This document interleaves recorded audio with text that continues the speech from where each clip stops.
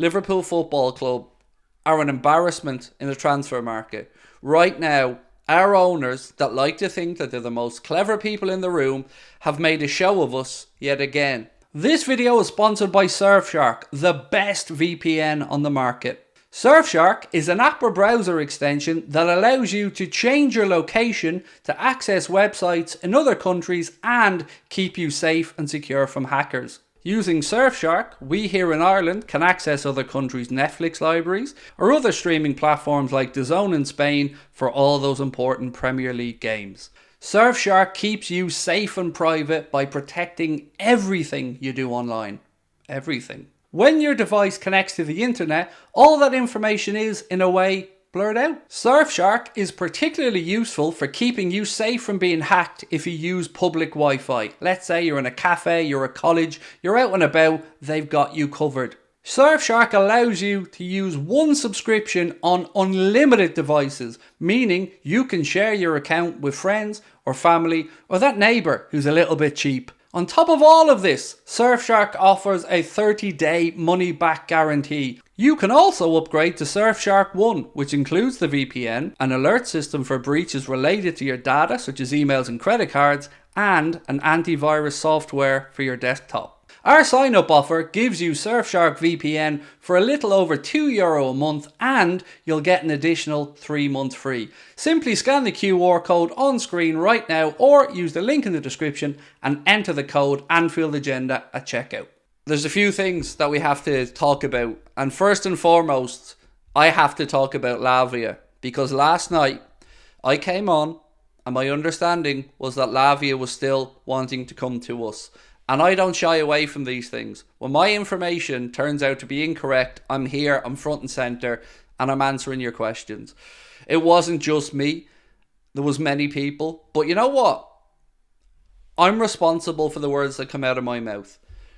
But there's been a lot of duplicity over the past few days, and a lot of misinformation, and a lot of people given stuff that has made a lot of us very angry.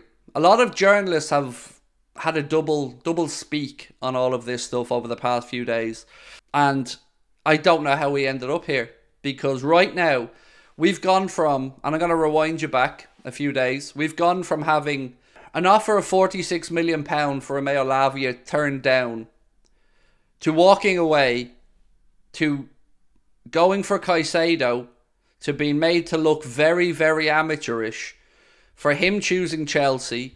Then for us to reportedly come back in with a 60 million offer, according to Sky and their sources, for Lavia, only for Liverpool to say that that's not the case, that they didn't put in a 60 million bid for Lavia. That came from Paul Joyce. And what I mean that came from Paul Joyce, I mean the denial that Liverpool put the bid in. So again, there is a lot of people that have gotten a lot of information that has left a lot of people angry, because it's been very sly and duplicitous. But that doesn't help us. It doesn't change the situation. Right now, Liverpool Football Club are an embarrassment in the transfer market. Right now, our owners that like to think that they're the most clever people in the room have made a show of us yet again. We warned this the other day. It's all very well and good making a last-ditch effort to go sign Caicedo, if it works. If it doesn't work, we end up not just back to square one, but even a little bit further back again. And the PR of the club has been rinsed. So I'm here tonight to let you vent. All I will ask is that you are respectful to each other. Have a pop at me by all means, but be respectful to each other, and we can talk this through and find out what the fuck is going on. Because it's a joke. It is unacceptable. And heads need to roll. I said something to Connor earlier on today, and it's a genuine question that I'd like to ask you guys as well. So if Jurgen Klopp is given as much power as we believe, you know, you've heard Jamie Carragher say that it's the structure, that Jurgen Klopp is part of this structure. I genuinely want to know what's happened. Because Klopp has been on 2 pre-season tours, right? He's been to Germany, then over to Malaysia. Singapore, I think, sorry. But how has he been able to deal with the recruitment side of things, train the players, do the PR stuff, do all the sponsorship and corporate stuff, fly around the world. It just doesn't make sense. Somebody needs to have ultimate responsibility for the transfers. It used to be Michael Edwards, but apparently Billy Hogan was the one putting in some of these bids during this window. Now, I warned the other day that whatever happened, we cannot accept, oh, we tried, because that is not good enough. You tried and you failed, FSG. And you put these people in place. They're your employees. This is your club. You are ultimately responsible. Where's the planning? Who has been doing the research? Because I know Paul Joyce put a bit of a snidey post out earlier on talking about amateur Twitter football scouts. But you know what? At least they're fucking trying. At least the people who all of these arrogant twats like to ridicule and look down upon, at least they're trying. At least Liverpool fans are having a look. At least Liverpool fans are trying to find a solution, or at least a rhyme or reason for what's happening. And I don't like people being ridiculed because of that. Because you know what? It matters to us. It matters to me. It matters to you. We're not just football fans. This is a way of life. So rather than ridiculing and mocking people, how about calling out the people who need to be called out? And Paul Joyce is an amazing journalist. Fantastic. And I don't know the man. But that was a very, very unnecessary swipe at Twitter and Twitter's users and Liverpool fans. For what? Daring to try and find a solution? Because you know who hasn't found a solution? The very, very, very clever billionaires running the club. So I'll ask again. How did we get here? And what are we going to do to resolve it? Because the clock's ticking. And whatever happens at this point, I think you'll agree with me, it wasn't part of the plan. If there was a plan, it's more reactionary business. Just like Arthur Mello. Just like we were mocked for being kids who wanted a Ferrari at Christmas. Just like we were told we couldn't improve on the qualities of some of the midfielders there, like Alex Oxlade-Chamberlain, Naby Keita, James Milner, Jordan Henderson. Once again, the people who've been laughed at, fans, are the ones that are in the right. Once again. This is becoming a bit of a trend, isn't it? That the ones who are ridiculed and laughed at are the ones who are actually have the most cop on in this situation. Weird. Michael Coulson said, we now have to have a big end to this window. No more excuses, or it's FSG out. It should be FSG out now. Because what we're starting to see again is Tchouaméni, Valverde, Tchouaméni, Valverde. Look, we've already tried and failed to get Tchouaméni. Madrid don't need to sell, at least not now. They may need to sell at the end of next season when they have to buy Mbappe, but right now they've another free roll for a season with the players they have because they've done their business. They've rebuilt their midfield with Camavinga, with Tchouaméni, with who's the other? With Jude Bellingham. I was going to say who's the other dude? Like I forgot about Jude Bellingham. And we're sitting around with our knobs in our hands, looking like mugs again. Once I seen the phrase, Liverpool may now look at Tyler Adams, my heart sank. Now thankfully Bournemouth have just agreed a fee for Tyler Adams and they're going to trigger his release clause. So we don't need to worry about that, thankfully. But Bournemouth have spent more money than us in this window. Oh yes, you've heard me right. Liverpool once again are trailing behind the likes of Bournemouth in the transfer window net spend. Bournemouth. And they've just made another signing or are just about to. They will have spent over 120 million net. And us, one of the biggest clubs in world football, well, you know, 40 million. That's where we're at net, 40 to 43 million. Because of our owners. Because of our absent owners. So, let me ask a question. What did John W. Henry fly in for yesterday? What was the purpose of this visit? Because it wasn't to conclude anything. It wasn't to show Todd Bowley that we mean business. It was to once again let us look like an absolute joke in the transfer window. We're going to be ridiculed and rinsed. And he won't have to live with it because he's in Boston. He's still rich. He doesn't give a fuck. But you or I, we're the ones that live and breathe this. That sit here every day. That have to listen to fans from opposition clubs rightly laughing at us. Let me put that out there. I've got no problem with United fans, Chelsea fans, Spurs fans having a pop at us now. I do the very same in their position. That's what fandom is about. But these people are supposed to be custodians of a football club that they want to win. Where's the plan? Who's responsible? Are we going to see anybody thrown under the bus for this? Because it isn't good enough. You cannot act this way and run our football club like it's a 2-bit French second division team. It's a joke. Lots of blame flying about, which is obviously very fair, but I want to think that Klopp looks pissed off, as we all do. Never seen him so down. But you know what, Dan? He has a mouth. Mate, I love Klopp. You love Klopp. We all love Klopp. But he has a mouth. And Klopp can very quickly come out and say, this is not good enough. We need these signings. You don't get pity for trying in a bid for Caicedo when it was clear he didn't want us. You just look foolish for even making the play. Because not only do we lose out on him, by the looks of it, we've lost out on Lavia. It's honestly, it's embarrassing. I don't know any other top level club that has to put up with the amount of false dawns that we've had to under these owners. False promises. Under promise and over deliver, John. That was the wording. You have failed, sir. Once again, failed. Todd Bowley was laughing at you yesterday. I thought there was no money for Caicedo, sir. Mate, you know what? I'm not even going to laugh at you about that. Because you're happy you've got players. And I'm happy for you that you're happy you got players. I'm not here to have beef with Chelsea fans or anybody else. I'm here to hold my own club accountable for their failures. So, look, my honest opinion, mate, is that I think this will cause you pain down the line long term, especially if you qualify for Europe in the next few seasons. And I think there will be some darker days ahead. But that being said, at least your owner's fucking trying.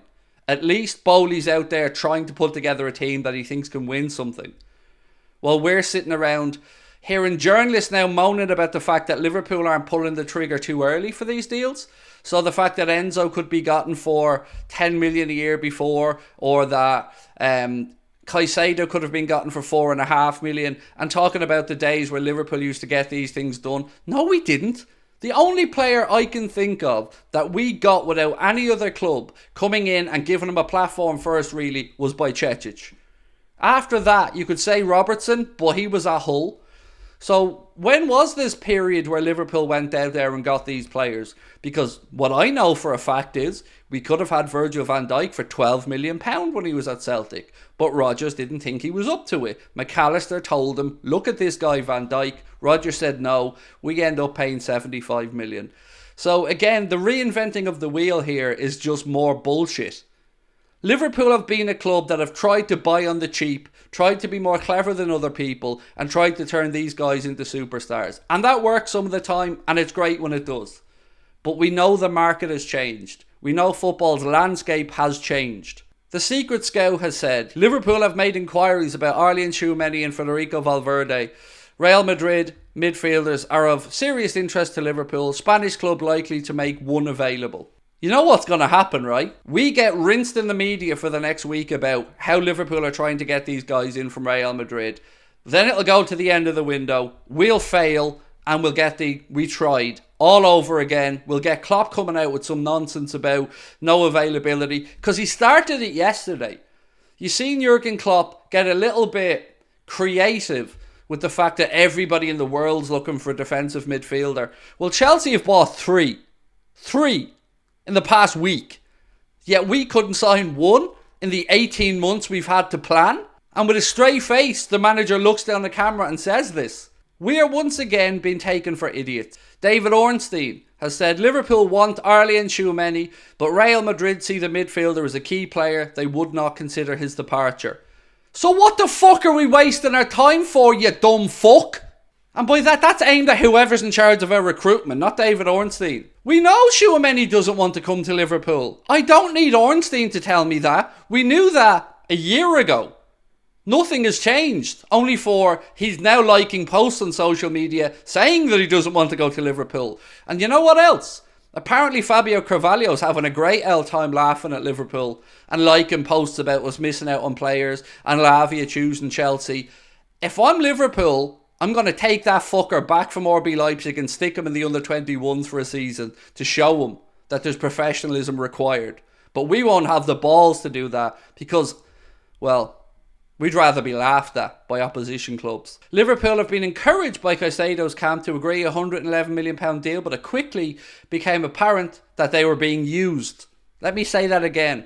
Liverpool had been encouraged by Caicedo's camp to agree a £111 million deal with Brighton, but it quickly became apparent that they had been used. So we're being outwitted now. The cleverest people in the room are being outwitted by agents again. What is it going to take for us to realise that we are a laughingstock in the transfer market? It's not fucking hard to trigger a release clause. You don't get any bonus points for finding McAllister's release clause and Szoboszlai's release clause. When it actually comes to doing the negotiating in this window right now, what are we doing? We've triggered 2 release clauses. Again, who's responsible? Noah Pollard said Carvalho's a problem child. So on that, mate, right? Why did we sign him? I think that's a question a lot of us have asked. The kid has talent. There's no doubt in that. But, you know, we've been told long and hard about how much Jurgen Klopp looks into a player's personality, his family life, what type of character he is. And we've been told that Liverpool run the rule over transfers for 2, 3, 4, 5 years, leaving no stone unturned. And yet we signed a kid that we clearly had no idea where to play him. And then obviously turns out that he's getting a bit snotty. We loan him out to Leipzig and now he's laughing at us. Is there anybody at our club who actually takes responsibility for the jobs they're in? Because rather than laughing at us fans who would do a better job in this, get active, do something. Paul Joyce went on to say there are other options out there. Crystal Palace has checked the Corre, Andre of Fluminense, Fiorentina's Sofian Amrabat and many, many others. Founded by some amateur scouts on Twitter. But same thing, same question. Andre, again, has been available for 2 different prices all window. What have we done? Decore has been available all window. What have we done? These things are clear. So, again, I'm going to ask, who's responsible? And how has it gotten to this point? You've had one job to rebuild that midfield. One job. You've had 18 months of preparation. And we failed. Again. We've been made to look like a laughingstock. Again. We walked away from Bellingham before he'd even made up his fucking mind over money. And then you go in and spunk a 111 million offer for a player that never wanted to come? I mean, for the love of God. Who's running this club? We need Michael Edwards back. He was a vital piece, said Kieran Mullen. It's a really good question that Jamie Carragher asks about the structure and who's responsible for it and who's in charge. Because, as he said, 3 sporting directors in 18 months is not a good look. And just to be blunt about this again, it doesn't take a genius to trigger a release clause. The only thing you have to do then is either lodge all the money or find a structure that the club will take for that set amount.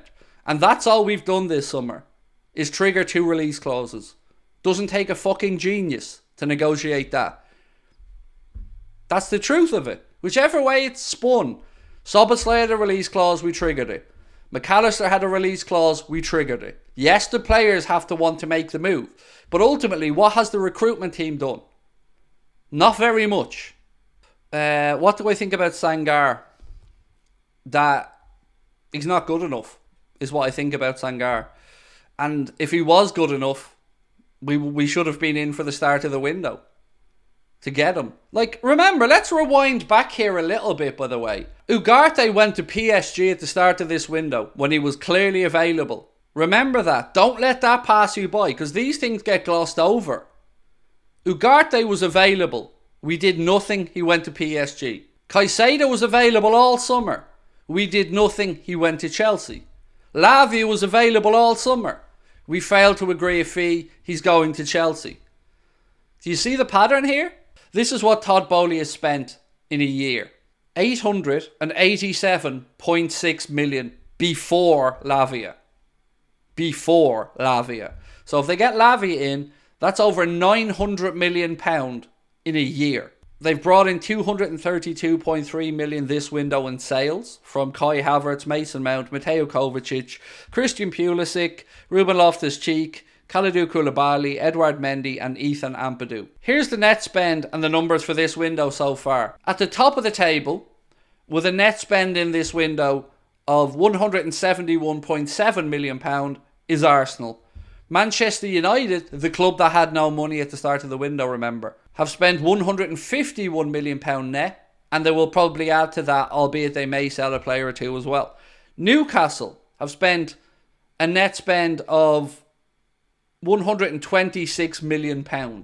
Villa, £97 million net spend. Here's the kicker.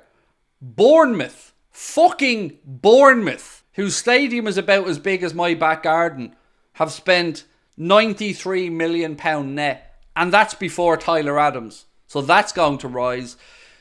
And then comes Liverpool, albeit I'd argue with Sky's numbers on Liverpool, who have apparently a 62 million net spend in the big rebuild with the war chest and the 18 months of planning. That's the level we're at. It's soul destroying.